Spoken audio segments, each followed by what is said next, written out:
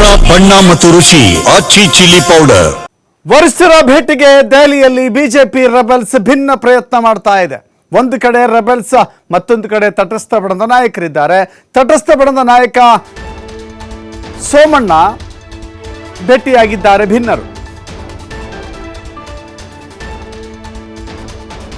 ಒಂದು ಕಡೆ ರೆಬೆಲ್ಸ್, ಮತ್ತೊಂದು ಕಡೆ ತಟಸ್ಥ ನಾಯಕರಿದ್ದಾರೆ. ಸೋಮಣ್ಣ ಅವರನ್ನು ಕೂಡ ಭಿನ್ನಮತೀಯರು ಭೇಟಿಯಾಗಿದ್ದಾರೆ. ರಾಜ್ಯಾಧ್ಯಕ್ಷರ ಬದಲಾವಣೆ ಕುರಿತಂತೆ ಕೆಲವು ಬೇಡಿಕೆಗಳನ್ನು ಇಟ್ಟಿದ್ದಾರೆ. ವರಿಷ್ಠರ ಭೇಟಿಗೆ ಬಿಜೆಪಿಯ ಭಿನ್ನ ನಾಯಕರು ಮುಂದಾಗ್ತಾ ಇದ್ದಾರೆ. ದೆಹಲಿಯಲ್ಲಿ ಬೀಡು ಬಿಟ್ಟಿದ್ದಂಥ ರಮೇಶ್ ಜಾರಕಿಹೊಳಿ, ಕುಮಾರ್ ಬಂಗಾರಪ್ಪ, BV ನಾಯಕ್, ಹೀಗೆ ಇತರ ನಾಯಕರೇನಿದ್ದಾರೆ ಆ ಎಲ್ಲ ನಾಯಕರು ಕೂಡ ಹೈಕಮಾಂಡ್ ಭೇಟಿಗೆ ಸಾಕಷ್ಟು ಪ್ರಯತ್ನವನ್ನು ಮಾಡ್ತಾ ಇದ್ದಾರೆ.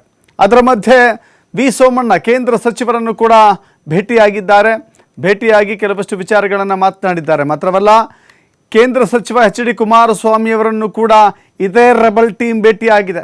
ಮೈತ್ರಿ ಪಕ್ಷದ ಪ್ರಭಾವಿ ನಾಯಕರಾಗಿರುವಂಥ HD ಕುಮಾರಸ್ವಾಮಿಯವರನ್ನು ಭೇಟಿಯಾಗಿದ್ದಾರೆ. ಕಾರಣ ಅಂತ ಹೇಳಿದ್ರೆ HD ಕುಮಾರಸ್ವಾಮಿಯವರಿಂದಲೂ ಕೂಡ ಸಹಕಾರವನ್ನು ಪಡೆದುಕೊಂಡು ವರಿಷ್ಠರ ಮೇಲೆ ಒತ್ತಡವನ್ನು ತರಲು ಪ್ರಯತ್ನ ಮಾಡ್ತಾ ಇದೆಯಾ? HD ಕುಮಾರಸ್ವಾಮಿಯವರ ಸಹಕಾರದಿಂದ ಕೇಂದ್ರ ನಾಯಕರ ಭೇಟಿಗೆ ಬಹಳ ದೊಡ್ಡ ಹಾದಿಯನ್ನು ಕಂಡುಕೊಂಡಿದೆಯಾ? ಆಂತರಿಕ ಭಿನ್ನಾಭಿಪ್ರಾಯಗಳ ಬಗ್ಗೆ, ವರಿಷ್ಠರ ಬಗ್ಗೆ ಮಾಹಿತಿಯನ್ನು ನೀಡಲಿಕ್ಕೆ ರೆಬಲ್ಸ್ ಈ ಎಲ್ಲ ತಂತ್ರಗಾರಿಕೆಗಳನ್ನು ಬಳಕೆ ಮಾಡಿಕೊಳ್ತಾ ಇದ್ದಾರೆ. ಹಿರಿಯ ನಾಯಕರಿಗೆ ಮನ್ನಣೆ ಕೊಡಲಿಕ್ಕೆ ಭಿನ್ನಾಮತೀಯ ನಾಯಕರು ಈ ಮನವಿಯನ್ನು ಮಾಡಿಕೊಳ್ತಾರಾ ಅನ್ನುವ ಪ್ರಶ್ನೆ ಇದೆ.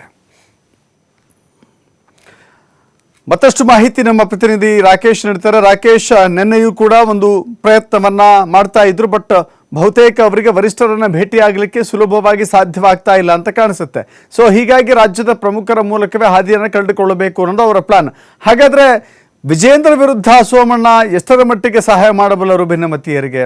ಕುಮಾರಸ್ವಾಮಿಯವರು ಕೂಡ ಭಿನ್ನಮತೀಯರಿಗೆ ಎಷ್ಟರ ಮಟ್ಟಿಗೆ ಸಹಾಯ ಮಾಡಬಲ್ಲರು? ಇದು ಪ್ರಶ್ನೆ ಈಗ ಕಾಡೋದಿಲ್ವಾ ಅಂತ ಹೇಳಿ.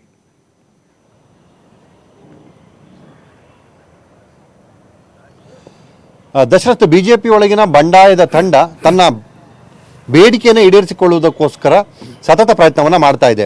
ಈಗಾಗಲೇ ಚಳಿಗಾಲದ ಅಧಿವೇಶನ ನಡೀತಿರುವಂಥ ಹಿನ್ನೆಲೆಯಲ್ಲಿ ಸಂಸತ್ ಅಧಿವೇಶನದ ಭಾಗವಾಗಿ ರಾಜ್ಯದ ಎಲ್ಲ ನಾಯಕರು ಅಲ್ಲಿ ಸಿಗ್ತಾರೆ ಅನ್ನುವಂತಹ ಲೆಕ್ಕಾಚಾರದೊಂದಿಗೆ ದೆಹಲಿಗೆ ತೆರಳಿರುವಂತಹ ತಂಡ ಕಳೆದ 2 ದಿನಗಳಿಂದ ವರಿಷ್ಠರನ್ನ ಭೇಟಿ ಮಾಡುವುದಕ್ಕಿಂತ ಮೊದಲು ತನ್ನ ಸಂಖ್ಯಾಬಲವನ್ನು, ತನ್ನ ಸ್ಟ್ರಾಟಜಿಯನ್ನು ಇಂಪ್ಲಿಮೆಂಟ್ ಮಾಡೋ ಪ್ರಯತ್ನವನ್ನು ಮಾಡ್ತಾ ಇದೆ. ಮೊದಲಿಗೆ ಪಕ್ಷದ ಪ್ರಮುಖರನ್ನ ಭೇಟಿ ಮಾಡುವಂತಹ ವಿಚಾರದ ಭಾಗವಾಗಿಟ್ಟುಕೊಂಡು ತಮ್ಮ ಅಜೆಂಡಾವನ್ನು ಡ್ರಿವನ್ ಮಾಡ್ತಿರುವಂಥ ಈ ತಂಡ ನಂತರ ನಿಧಾನವಾಗಿ ವರಿಷ್ಠರನ್ನ ಭೇಟಿ ಮಾಡೋ ಪ್ರಯತ್ನವನ್ನು ಕೂಡ ಮಾಡ್ತಾ ಇದೆ. ಮೊದಲನೇದಾಗಿ ತನ್ನ ಪ್ರಯತ್ನದ ಮೊದಲ ಹೆಜ್ಜೆಯಾಗಿ ಕೇಂದ್ರ ಸಚಿವರಾಗಿರುವಂಥ ಪ್ರಹ್ಲಾದ್ ಜೋಶಿ ಅವರನ್ನ ಈ ತಂಡ ಭೇಟಿಯಾಗಿತ್ತು. ಅದಾದ ಬಳಿಕ ಕುಮಾರಸ್ವಾಮಿ ಹಾಗೆ ಸೋಮಣ್ಣ ಅವರನ್ನ ಈ ತಂಡ ಭೇಟಿಯಾಗ್ತಾ ಇದೆ. ನಿಧಾನಗತಿಯಲ್ಲಿ ತಮ್ಮ ಒಂದೊಂದೇ ಬೇಡಿಕೆಯನ್ನು ಈಡೇರಿಸುವ ನಿಟ್ಟಿನಲ್ಲಿ, ಎಲ್ಲರ ಸಹಕಾರವನ್ನು ಪಡೆಯುವಂಥ ನಿಟ್ಟಿನಲ್ಲಿ ಯೋಜನೆಯನ್ನು ಮಾಡಿಕೊಳ್ಳುವುದಕ್ಕೋಸ್ಕರ ಈ ಭೇಟಿಯನ್ನು ಆ ತಂಡ ಮಾಡ್ತಾ ಇದೆ ಅನ್ನುವಂಥ ಮಾತನ್ನು ಹೇಳಲಾಗ್ತಿದೆ. ಆದರೆ ಮಾಧ್ಯಮಗಳ ಪ್ರಶ್ನೆಗೆ ಭಿನ್ನ ತಂಡದ ನಾಯಕರೊಬ್ಬರ ಹೇಳಿಕೆ ಪ್ರಕಾರ ಇದು ಭಿನ್ನಮತೀಯ ಚಟುವಟಿಕೆ ಅಲ್ಲ, ಪಕ್ಷ ಸಂಘಟನೆ ವಿಚಾರದಲ್ಲಿ ಮುಂದಿನ ದಿನಗಳಲ್ಲಿ ಪಕ್ಷದ ಬೆಳವಣಿಗೆ ಕುರಿತು ಚರ್ಚೆ ಮಾಡುವ ಸಲುವಾಗಿ ನಾವು ಎಲ್ಲರನ್ನ ಭೇಟಿ ಮಾಡ್ತಾ ಇದ್ದೇವೆ, ಎಲ್ಲರ ಸಹಕಾರವನ್ನು ಕೋರ್ತಿದ್ದೇವೆ, ಪ್ರಗತಿ ಹಾದಿಯಲ್ಲಿ ಸಾಗಬೇಕು ಅನ್ನುವಂಥ ಮಾತನ್ನು ಹೇಳಿಕೊಂಡು ಹೋಗ್ತಿದ್ದೇವೆ ಅನ್ನುವಂಥ ವಿಚಾರವನ್ನು ಹೇಳ್ತಿದ್ದಾರೆ. ಆದರೆ ಅವರು ಭೇಟಿ ಮಾಡಿರುವ ನಾಯಕರನ್ನ ಮತ್ತು ಅವರ ನಡೆ ನಿರ್ಧಾರಗಳನ್ನು ಗಮನಿಸ್ತಾ ಇದ್ದಾಗ ಒಂದು ಕಡೆ ಮೈತ್ರಿ ಪಕ್ಷದ ಪ್ರಮುಖ ನಾಯಕರಾಗಿರುವಂಥ ಕುಮಾರಸ್ವಾಮಿಯವರನ್ನ ಅವರು ಭೇಟಿಯಾಗಿದ್ದಾರೆ. ಅವರ ಮುಖಾಂತರ ಪಕ್ಷದ ವರಿಷ್ಠರನ್ನ ಭೇಟಿ ಮಾಡೋ ಪ್ರಯತ್ನವನ್ನು ಅವರು ಮಾಡ್ತಿದ್ದಾರೆ ಅಂತ ಒಂದು ಮಾಹಿತಿ ತಿಳಿಸ್ತಾ ಇದೆ. ಇನ್ನೊಂದು ಕಡೆ ಈಗಾಗಲೇ ರಾಜ್ಯಾಧ್ಯಕ್ಷ ಹುದ್ದೆಯಲ್ಲಿ ಪ್ರಬಲವಾಗಿ ಹೆಸರನ್ನು ಕಾಣಿಸಿಕೊಂಡಿದ್ದಂಥ ಅಥವಾ ಅವರ ಹೆಸರಿನಲ್ಲಿ ತೇಲಿ ಬರ್ತಿದ್ದಂಥ ಹೊತ್ತಿನಲ್ಲಿ ಆ ವಿಚಾರವಾಗಿ ತಮ್ಮ ಸ್ಪರ್ಧೆಯ ವಿಚಾರವನ್ನು ಕೂಡ ಒಪ್ಪಿಕೊಂಡಿದ್ದಂಥ ಸೋಮಣ್ಣ ಅವರನ್ನ ಕೂಡ ಈ ತಂಡ ಭೇಟಿ ಮಾಡಿದೆ. ಅಂದರೆ ಸೋಮಣ್ಣ ಅವರನ್ನ ಭೇಟಿ ಮಾಡುತ್ತಿರುವ ಉದ್ದೇಶದ ಹಿನ್ನೆಲೆ ಏನು? ಕೇಂದ್ರ ಸಚಿವರಾಗಿ ಭಿನ್ನರ ತಂಡ ಅವರನ್ನ ಭೇಟಿ ಮಾಡೋದರ ಉದ್ದೇಶ ಏನು ಅನ್ನುವಂಥ ಪ್ರಶ್ನೆ ಕೂಡ ಇಲ್ಲಿ ಬರುತ್ತೆ. ಆಗ ಈ ಸಂದರ್ಭಕ್ಕೆ ಬರುವ ಉತ್ತರ, ಸೋಮಣ್ಣ ಭಿನ್ನರ ತಂಡದ ಜೊತೆಗೆ ತಟಸ್ಥ ಬಣ ಅಂತ ಬಿಜೆಪಿಯಲ್ಲಿ ಒಂದು ಬಣ ಕರೆಸಿಕೊಳ್ತಾ ಇತ್ತು. ಬಸವರಾಜ ಬೊಮ್ಮಾಯಿ ಅವರನ್ನು ಸೇರಿದಂತೆ ಒಂದಷ್ಟು ನಾಯಕರು ಈ ಬಣದಲ್ಲಿ ಸಕ್ರಿಯವಾಗಿ ತೊಡಗಿಸಿಕೊಂಡಿದ್ದಾರೆ. ಪಕ್ಷದ ಬೆಳವಣಿಗೆಯಷ್ಟೇ ನಮ್ಮ ಕೇಂದ್ರ ಅನ್ನುವಂಥ ಮಾತನ್ನು ಹೇಳ್ಕೊಂಡು ಸಾಗ್ತಿರುವಂಥ ಈ ತಂಡದ ಜೊತೆಗೆ ಸೋಮಣ್ಣ ಅವರು ಇರೋದ್ರಿಂದಾಗಿ ಅವರು ಈ ತಂಡಕ್ಕೆ ಸಪೋರ್ಟನ್ನು ಮಾಡಬಹುದಾ, ಅಥವಾ ಅವಕಾಶ ಕೂಡಿ ಬಂದಲ್ಲಿ ಅಥವಾ ಸಾಧ್ಯತೆ ಆದಲ್ಲಿ ತಮಗೆ ಜವಾಬ್ದಾರಿ ಹೊರಿಸಿದಾಗ ತಮ್ಮ ಪರವಾಗಿ ಅಥವಾ ನಿಮ್ಮ ಜವಾಬ್ದಾರಿಗೆ ನಾವು ಸಪೋರ್ಟನ್ನು ಮಾಡ್ತೇವೆ ಅನ್ನುವಂಥ ಮಾತನ್ನು ಭಿನ್ನರ ತಂಡ ಅವರಿಗೆ ಕೊಟ್ಟಿರಬಹುದಾ, ಹೀಗೆ ಕೊಡುಕೊಳ್ಳುವ ವಿಚಾರದ ಬಗ್ಗೆ ಚರ್ಚೆಗಳು ಕೂಡ ಆಗಿರಬಹುದಾ ಅನ್ನುವಂಥ ಮಾತಿದೆ. ಒಂದು ಹಂತಕ್ಕೆ ಈ ರೀತಿಯ ಎಲ್ಲ ಊಹಾಪೋಹಗಳಿಗೂ ಕೂಡ ಹೌದು ಅನ್ನುವಂತಹ ಉತ್ತರ ಸಿಗುವಂಥ ಸಾಧ್ಯತೆ ಹೆಚ್ಚಾಗ್ತಾ ಇದೆ. ಒಬ್ಬರಿಗೊಬ್ಬರು ಭಿನ್ನ ಬಣದಲ್ಲಿರುವಂಥವರು ಒಂದಾಗಿ ಸಾಕ್ತಿರುವುದು ಬಿಜೆಪಿಯಲ್ಲಿ ಮುಂದಿನ 1 ವರ್ಷದ ಅವಧಿಗೆ ರಾಜ್ಯಾಧ್ಯಕ್ಷನಾಗಿ ಮತ್ತೆ ಮುಂದುವರಿಬೇಕು ಅಂತ ಆಸಕ್ತಿಯಲ್ಲಿ ಬಯಸ್ತಿರುವಂತಹ ವಿಜೇಂದ್ರ ಅವರ ನಡೆಗೆ ಮತ್ತು ಅವರ ಆಶಯಕ್ಕೆ ಅಡ್ಡಿ ಹಾಕೋ ಪ್ರಯತ್ನ ಇದಾಗುತ್ತಾ?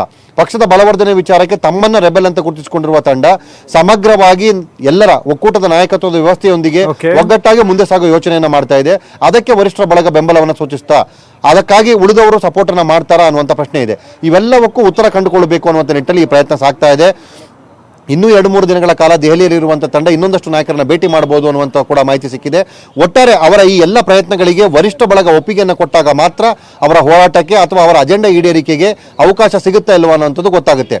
ಅಲ್ಲಿಯವರೆಗೂ ಕೇವಲ ಈ ಎಲ್ಲ ಲೆಕ್ಕಾಚಾರಗಳು ಕೇವಲ ಲೆಕ್ಕಾಚಾರವಾಗಿ ಹಾಳೆಯ ಮೇಲಷ್ಟೇ ಉಳಿದುಕೊಳ್ಳಬಹುದು. Dasharath. Yes, thank you Rakesh ನಿಮ್ಮನ್ನ ಮಾಹಿತಿಗೆ.